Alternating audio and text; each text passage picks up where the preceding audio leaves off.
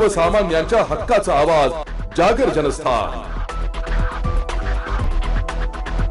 Nashik road येथे एक धक्कादायक घटना उघडकीस आली आहे। या घटनेमुळे नाशिक रोड हळहळले आहेत। येथील मसोबा नगरात राहणारे तसेच सोबतच एकत्र खेळत लहानाचे मोठे झालेल्या नुकतेच 12वी प्रवेश घेणारे 2 विद्यार्थ्यांचा मृतदेह आढळल्याने नाशिक रोड येथे खळबळ उडाली आहे।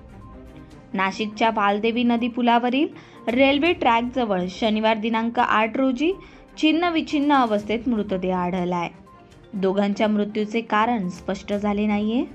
या प्रकरणी नाशिक रोड पोलिसांनी अकस्मात मृत्यूची नोंद केली आहे।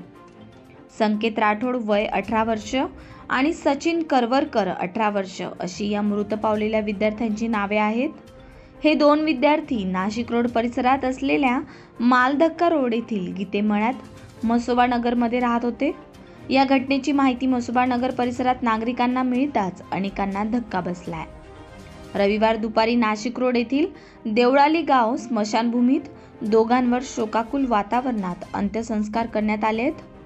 दरम्यान पोलीस त्यांच्या या मृत्यूचे कारण शोधत आहे। जागर जनस्थानसाठी भूषण जैन, नाशिक।